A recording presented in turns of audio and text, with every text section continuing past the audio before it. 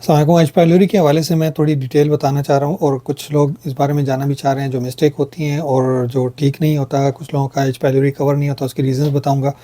और बेटर यही है कि जो ये वीडियो मैं स्पेशली जो हेल्थ प्रोफेशनल्स हैं उनके लिए बना रहा हूँ ताकि उनको वो आगे से ठीक से गाइड करें, क्योंकि वो भी बहुत से मिस्टेक्स करते हैं। तो मैं चाहता हूँ कि वो इस चीज़ को ज़रा फोकस करें। सबसे पहले तो ये कि हम ट्रिपल थेरापी देते हैं। ट्रिपल थेरापी में हमारे पास आ जाती है पीपीआई, कोई भी मतलब ओमेप्राज़ोल या पेंटोप्राज़ोल या कोई भी इस क्लास की ड्रग हो, और फिर उसके बाद आ जाती है उसके साथ एमॉक्सिसिलिन और फिर क्लेरथ्रोमाइसिन। तो एक्चुअली जब आप क्लेरथ्रोमाइसिन और एमॉक्सिसिलिन लेते हैं तो इन दोनों का इंटरेक्शन है आपस में, ठीक है। एमॉक्सिसिलिन और ये क्लेरथ्रोमाइसिन इन दोनों का इंटरेक्शन है, तो ये दोनों इकट्ठी नहीं ले सकते। और दूसरी बात, कुछ लोग इसके साथ भी दे देते हैं, ठीक है, ये तीनों इकट्ठी करके देते हैं, तो इनका भी आपस में इन दोनों का भी इंटरेक्शन है। इसका क्लेरथ्रोमाइसिन का इन दोनों के साथ इंटरेक्शन है। अब क्या इंटरेक्शन है ये भी मैं बताता हूँ। सबसे पहले तो आ जाते हैं क्लेरथ्रोमाइसिन और एमॉक्सिसिलिन। इन दोनों के इंटरेक्शन ये है कि ये जो क्लेरथ्रोमाइसिन है ये एमॉक्सिसिलिन का इफेक्ट जो है तो वो एंटागोनाइज करता है, ठीक है, तो इसके इफेक्ट को कम करता है। तो आपने क्या करना है, अगर इन केस आप ये ट्रिपल थेरापी में ले रहे हैं, कोई ओमेप्राज़ोल या पेंटोप्राज़ोल या कोई भी साथ में ले रहे हैं, तो उसके साथ फिर आप इन दोनों को इकट्ठा अगर आपको लेना पड़ रहा है तो बेटर यही है कि एमॉक्सिसिलिन जो है ये आप पहले ले लें। लाइक पीपीआई तो आपको खाने से पहले लेनी पड़ती है, वो तो आधा घंटा 1 घंटा पहले ले लें बेहतर है।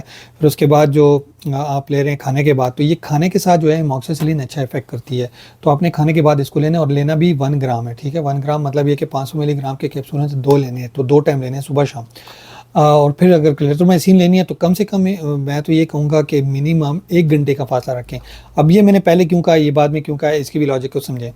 अब चूँकि क्लेरथ्रोमाइसिन एमॉक्सिसिलिन के इफेक्ट को एंटागोनाइज करती है, तो इसीलिए एमॉक्सिसिलिन पहले दे रहे हैं, और ये फूड के साथ अच्छा काम करती है। एमॉक्सिसिलिन मतलब जो फुल कार्बोहाइड्रेट फूड हो तो उसके साथ ही अच्छा काम करती है, तो एमॉक्सिसिलिन इसीलिए पहले, और 1 घंटे के बाद फिर आप क्लेरथ्रोमाइसिन, या बेहतर है कि 2 घंटे आप फासला दें, और वो भी खाने के बाद कुछ खा के, खाली पेट ये भी नहीं लेनी, कुछ खा के लेना है, ठीक है। तो क्लेरथ्रोमाइसिन भी खाने के बाद लेना है, चूँकि ये इनहिबिटर है इसीलिए ये दूसरे ड्रग्स की जो है तो एफिकेसी को ख़राब करती है। बहरहाल अब आते हैं, कुछ लोग इसके साथ लेते हैं फ्लेजिल। फ्लेजिल तो आई वुड एडवाइस कि कभी भी क्लेरथ्रोमाइसिन के साथ नहीं लेनी चाहिए, और अगर आपने लेनी भी है तो इसको एमॉक्सिसिलिन और फ्लेजिल के साथ करें, इन दोनों के साथ करें। क्यों, ये भी सेम इफेक्ट देखें, 500 मिलीग्राम तो ये आप इसके साथ एमॉक्सिसिलिन के साथ ऑलरेडी ले रहे हैं, ठीक है, उस थेरापी में। वो ट्रिपल थेरापी 15 डेज़ तक जाएगी आपकी, 10 to 15 डेज़ में वैसे कवर हो जाती है। लेकिन मैं, अगर पाकिस्तान बेस्ड लोग हैं तो वो मैं उनको ये एडवाइस करूँगा कि वो किसी अच्छे ब्रांड की लें, या मतलब जो फार्मासिस्ट हैं वो अच्छा ब्रांड तजवीज़ करके दें, उनके पास प्रेस्क्रिप्शन आई है या कुछ भी है तो, और फिजिशियन अगर लिख रहे हैं तो वो भी आई वुड एडवाइस के अच्छा ब्रांड लिखें, क्योंकि पाकिस्तान में ये इशू ज़रा ज़्यादा है कि लोकल ब्रांड्स की एफिकेसी इतनी अच्छी नहीं होती। ये एक हकीकत है जिसको हमें एक्सेप्ट करना चाहिए कि कुछ स्टैंडर्ड का इशू आ जाता है। बहरहाल अब इसमें अगर फॉर एग्जांपल इसके साथ आपने ले ली 14 डेज़ तक, तो ये इंशाल्लाह, अगर ओमेप्राज़ोल के साथ ले रहे हैं twice a day 20 mg omeprazole, या अगर omeprazole 40 mg once a day, बेहतर ये है कि 20 mg ट्वाइस अ डे करके लें, तो वो ज़्यादा अच्छा इफेक्ट शो करता है, 15 डेज़ के अंदर अंदर ठीक हो जाता है। लेकिन आई वुड एडवाइस कि आप रेबीप्राज़ोल के साथ जाएं। रेबीप्राज़ोल, एक्चुअली रेबीप्राज़ोल का भी क्लेरथ्रोमाइसिन के साथ इफेक्ट है, लेकिन वो तब होता है जब आप इकट्ठी खाएं।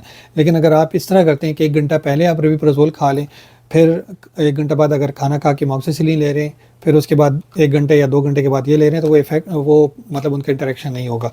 तो आप इस तरह रेबीप्राज़ोल के साथ, रेबीप्राज़ोल मैंने क्यों कहा है, वो 10 दिन के अंदर अंदर आपको क्योर करेगी। 20 mg ट्वाइस अ डे ज़रा हाई डोज करके देनी पड़ती है, तो वो क्विक काम करती है ज़रा। हाँ, ये होता है बाज़ दफ़ा पेशेंट एब्जॉर्ब नहीं करता, कोई ऐसा पेशेंट है जो कमज़ोर है तो उसको लो डोज दें, हाई डोज ना दें, 10 mg के हिसाब से दे दें उसको। रेबीप्राज़ोल की बात कर रहा हूँ मैं, ट्वाइस अ डे 10 mg, और 10 डेज़ के लिए, या मैक्सिमम 15 डेज़ तक जाती है, लेकिन 10 डेज़ में वो कम्प्लीटली क्योर हो जाता है। अब अगर फॉर एग्जांपल आप लांसप्राज़ोल के साथ चाहते हैं, लांसप्राज़ोल भी 10 to 15 डेज़ लेते हैं इन्हीं, अगर सेम ट्रिपल थेरापी के साथ जाना चाह रहे हैं तो वो भी 15 डेज़ तक जाती है। अगर पेंटाप्राज़ोल के साथ लेते हैं तो वो सम टाइम वो ज़रा स्लो इफेक्ट करती है, तो आपने पेंटाप्राज़ोल 40 mg ट्वाइस अ डे लेंगे तो 15 डेज़ के अंदर कवर करती है। अगर आप उसको 20 mg के हिसाब से लेंगे तो वो 20 डेज़ तक जाएगी ट्रीटमेंट, और समटाइम ज़्यादा भी चली जाती है, डिपेंड करता है। इसी तरह जैसे पेप्टाज़ोल है, सॉरी लांसप्राज़ोल भी 30 mg ट्वाइस अ डे के हिसाब से जाएँ तो वो विद इन 10 to 15 डेज़ में कवर कर देती है। अब आ जाते हैं मेट्रोडीनोजोल के साथ जो फ्लैजिल है और एमोक्सिसिलिन, इन दोनों को लें तो ज़्यादा अच्छा इफेक्ट करती है। 1 ग्राम ये ट्वाइस अ डे, अगर 500 मिलीग्राम है तो ट्वाइस अ डे लें, अगर 400 मिलीग्राम है तो 3 दिन में 3 दफ़ा। और ये सेम वही पीपीआई वही हिसाब से उसको करें, सेम ट्रीटमेंट ड्यूरेशन जाएगी। तो ये वैसे ज़्यादा सूटेबल है, लेकिन एक्चुअली पाकिस्तान में प्रॉब्लम ये होती है कि लोग ज़्यादातर एमोक्सिस ये फ्लैजिल वगैरह बहुत ज़्यादा यूज़ कर चुके होते हैं, वो रेजिस्टेंस शो करती है फिर। तो बेहतर ये है कि उसको एमोक्सिसिलिन प्लस क्लेरिथ्रोमाइसिन करके दें, और ट्रिपल थेरापी में वो काम करती है 100%, मतलब ये कि अच्छा इफेक्ट करती है। बहरहाल इसके साथ अपने परहेज़ के तौर पे आपने बताना कोल्ड ड्रिंक्स वगैरह और चिकन वगैरह का अवॉइड करवाएं, क्योंकि ऐसी चीज़ें समटाइम, और मिर्च मसाले, क्योंकि ऐसी चीज़ें समटाइम एफिकेसी में प्रॉब्लम करती हैं और ट्रीटमेंट में ड्यूरेशन में ज़रा प्रॉब्लम कर देती हैं उसको। तो इसके दौरान पेशेंट को आप एडवाइस कर सकते हैं, साथ में नॉर्मल खुराक जो, और बहुत ज़्यादा स्पाइसी फूड ना हो, बहुत ज़्यादा बाज़ारी खुराक से परहेज़ करवाना है। तो ये थोड़ी सी काउंसलिंग आपकी नीड है उसको। बाकी आप देख लें, एरिया के हिसाब से डिपेंड करता है। बाज़ एरिया में कुछ डिफरेंट चीज़ें होती हैं, जैसे बाज़ एरिया में बहुत ज़्यादा स्पाइसी फूड खाया जाता है, वो एक बहुत ज़्यादा इम्पेक्ट करती है हेल्थ को, तो आपने वो चीज़ें एडवाइस करनी। बाज़ एरियाज़ में इतना मसला नहीं है इस चीज़ का, तो आपने उस हिसाब से देखना है। हाँ, बाज़ जगह पे चिकन की कंजम्पशन बहुत ज़्यादा है। अब कोई इस चीज़ के पीछे जाना चाहेगा, मैं इस पे बहस नहीं करना चाहूँगा, तो बेटर यही है कि हमने देखा है कि चिकन अवॉइड करना चाहिए इस सूरत में, और एंटीबायोटिक पर उसमें अच्छा काम करती है। ये हमने हमारी अपनी पर्सनल ऑब्जर्वेशन है, और कोई इसको किस सेंस में लेता है वो उसकी अपनी मर्ज़ी है, मैं इस पे बहस नहीं करना चाहूँगा। Thank you.